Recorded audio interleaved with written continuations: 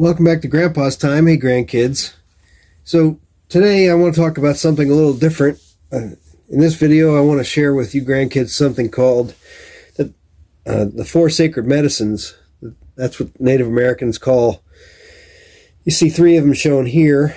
You've got sage here, tobacco, and cedar. Okay? I don't have any sweetgrass with me. I debated making this video for a while because I didn't want to offend anybody. But I eventually decided it was more important that I teach you grandkids a little bit about me and my life instead of worrying about what strangers think about me.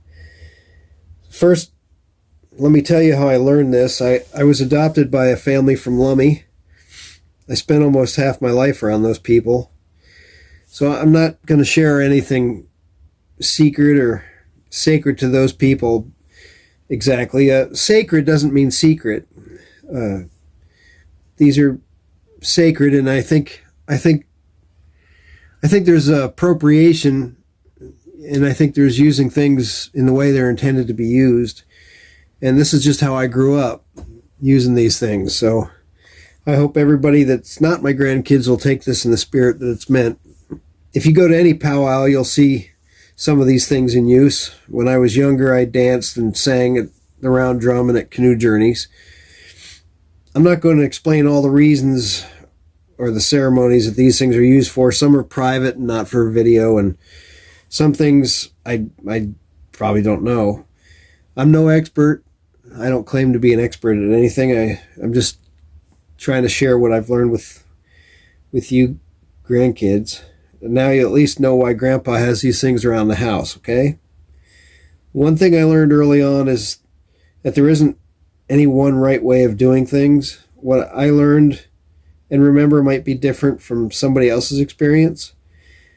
The important thing is to go about your prayers in a good way and with good feelings. If you gather these medicines yourself, I was taught you need to be in a good mood and not to carry your bad feelings around when you're gathering. Okay, this brings me to the first medicine, tobacco. Tobacco is used for several reasons that I've used it. Obviously, people smoke tobacco, but this would be an offering to an elder. If you have a question or you're asking for a prayer, or gifted to a drum, usually with some other form of gift. If you're asking for a song to be sung.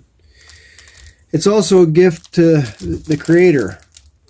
When I go to gather cedar or sage, I give a tobacco offering.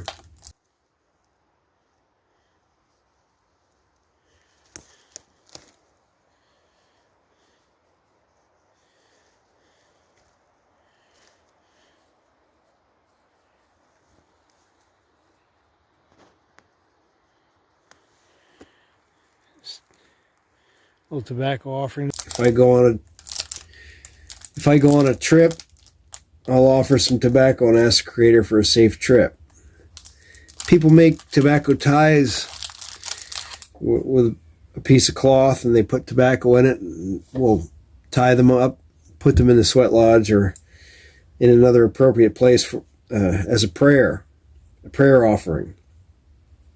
So tobacco is sort of like, for me to get sage or for me to get cedar, you have to start with tobacco. So that's why I wanted to talk about tobacco first.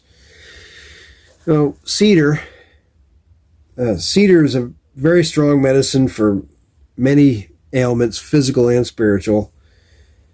Western red cedar is used for making canoes and totem poles.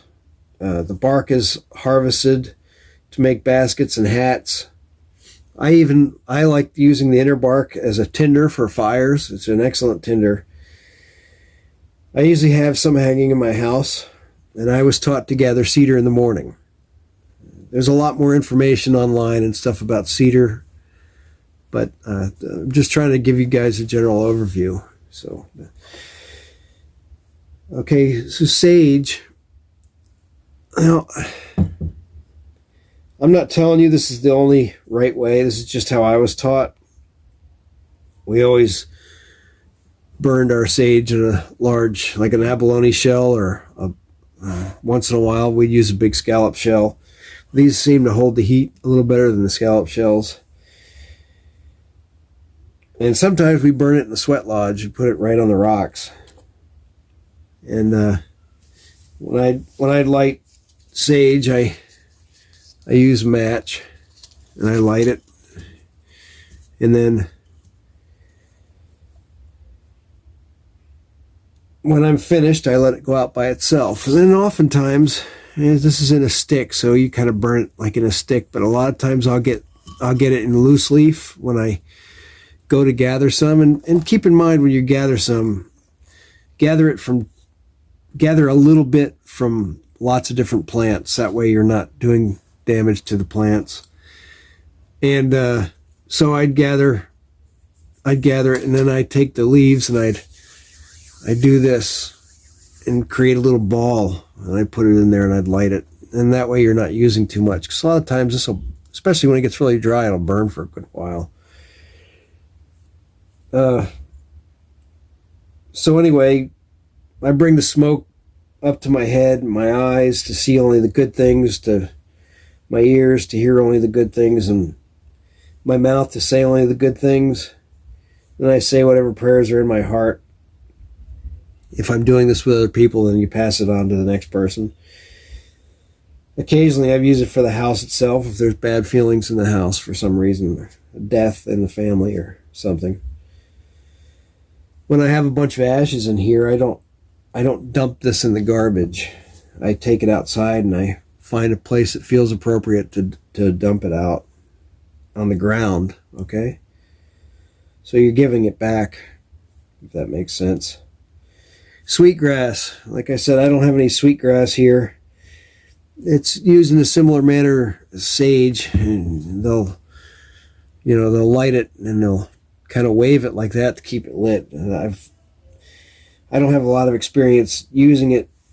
Usually when I get some, I'd after use it once, and then I'd tie it into a circle and keep it on the rear view mirror of my truck for the whole powwow season when we were going to powwows every year. And I always made it home safely. So I don't know really what else I can say about these things, except that they've always been helpful in my life, and I've been able to help other people with them because I've had them in my life. And I thank the Creator for these gifts and the gift of being adopted by a Native family and had these gifts shared with me. So I was able to keep my life right. And I think, I was raised Catholic.